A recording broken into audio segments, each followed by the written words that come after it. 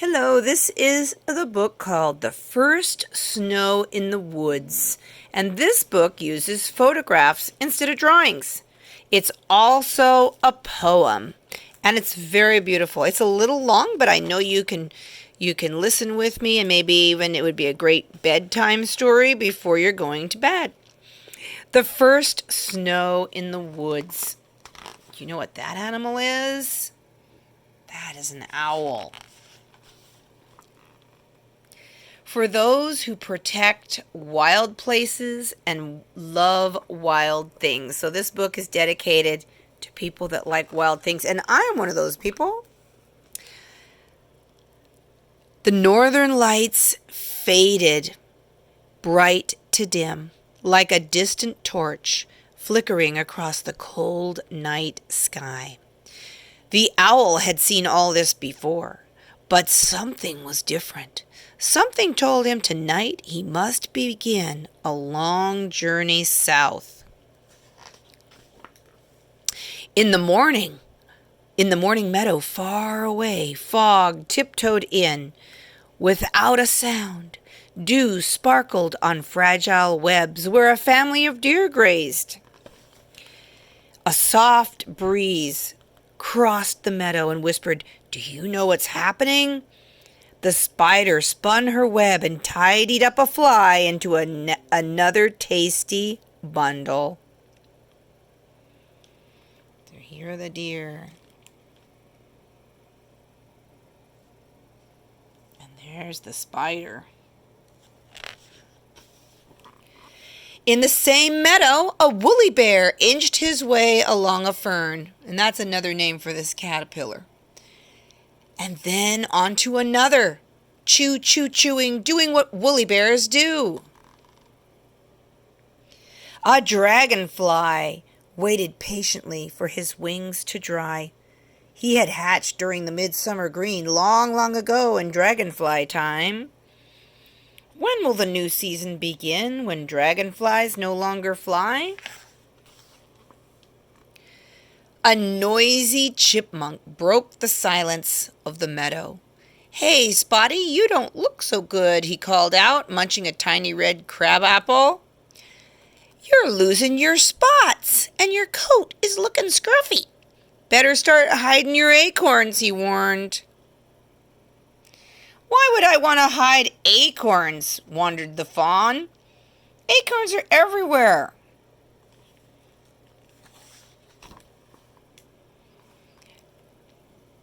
As the summer faded, the sweet nectar plants no longer flowered. Soon the monarch would follow a distant memory on fragile wings. His heart song would lead him to a tropical garden thousands of miles away. The hummingbird heard the same green song playing in his head, a gentle memory of a faraway place. A tiny traveler would leave the meadow that morning. It was time for change. Here we are in the forest, and there's the fawn. It was time for change. Dewy webs hung on goldenrod and covered the morning fields. So many woodland birds had left their distant places, taking their songs with them.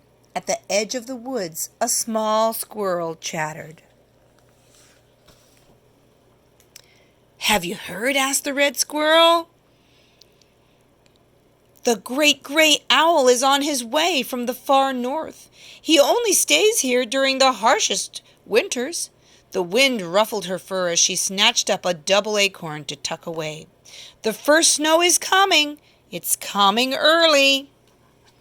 The woodchuck, another name for the groundhog, the woodchuck squeezed out of his hole, blinking his eyes. "I'm only going to stay this one time," announced the old grump. "Hibernate, hibernate, hibernate." And that's another word for sleeping all winter and coming out in the spring. The sun melted the frost from the meadow, pushing away the fog and warning the shadows. "Are you listening?" asked Mother Doe, standing quietly. "Are you listening?" "It's happening." The frost had silenced the wings of the dragonflies. The new season is here, she bleated softly. There they are, the dragonflies.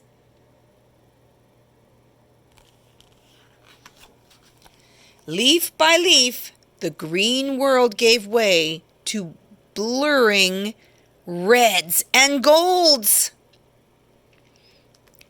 The painted turtle climbed onto a rock, warming himself. There he is. Into the faded rays of the sun. Soon I will bury myself into thick mud and sleep until spring. It's what turtles do.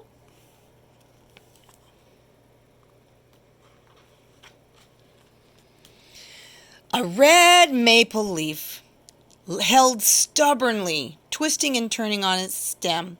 Let it happen, nudged the breeze, and so it did, breaking away soundlessly, floating down, twisting and turning.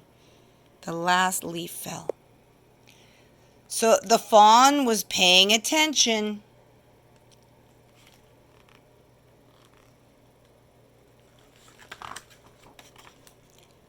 There's the mother and the baby. She's licking her baby. Why are the leaves falling? Why is my coat changing? Where have all the birds gone? Asked the fawn. All things change, Mother Doe spoke in a gentle voice. All creatures must prepare to be ready to follow their heart song. The fawn didn't feel ready. Did he even have a heart song? Yet as the evening slowly darkened the woods, he felt safe with his mother by his side.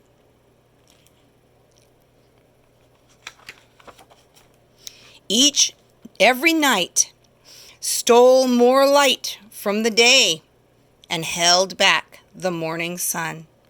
Honking geese flew across the sky, announcing the changing season. And there's the geese right there.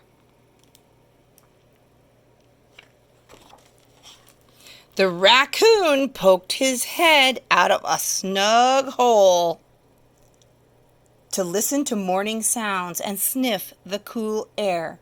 He'd hunted frogs and crayfish in the moonlight all along the muddy pond. At daybreak, he overturned rotted bark, finding plump grubs and runaway beetles. His heart song played softly in his head. Can you feel it? It's coming! Good morning, said two mice, peeking out from under the leaves. Today is the day, they both agreed. Today is the day, questioned the fawn with frosted breath. I don't understand.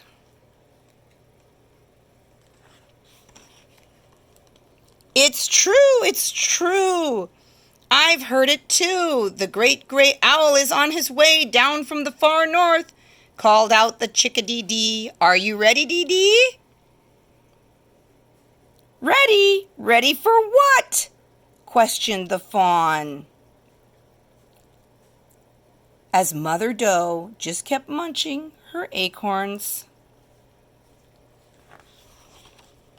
The snowshoe hare balanced a white paw on a small tree, and she chewed its tender needles. Soon her fur would be totally white. In the winter, white is good. Suddenly, a dark shadow soared above the rabbit's head. The great gray owl landed with ruffled feathers on top of a swaying spruce. He had ridden the north winds many miles with a storm on his tail. Creatures of the forest, prepare! The first winter storm is here, he said.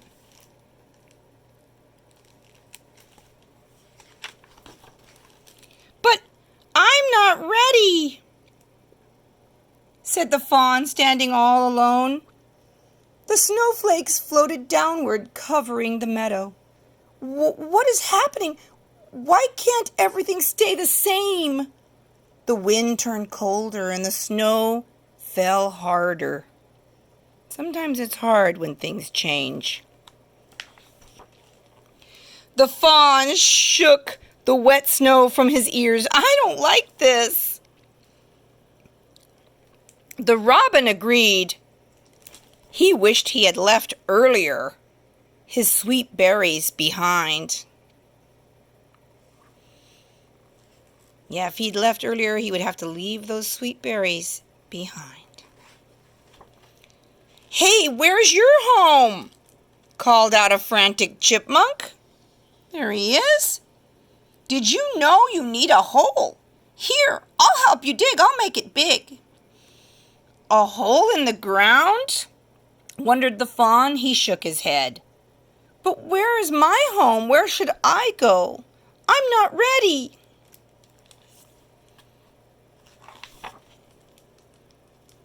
You are ready, Mother Doe spoke softly as she appeared out of the storm. You are ready for the first snow of the season. Come, follow me. We will travel with the rest of our family to the cedar swamp. Then we'll find food and shelter and escape the winter winds. The owl, where's the owl? The owl watched from above as the small family of deer made their way down, down, down to low ground where the cedar trees grow thick.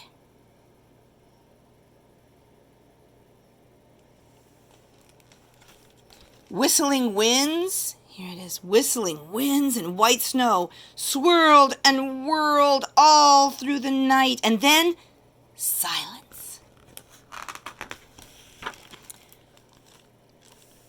The fawn woke up with deep snow all around him. The whiteness made him blink. Nicely done. You are prepared. You're almost as plump as me, said the fox squirrel, and that thick winter coat will keep you warm and dry.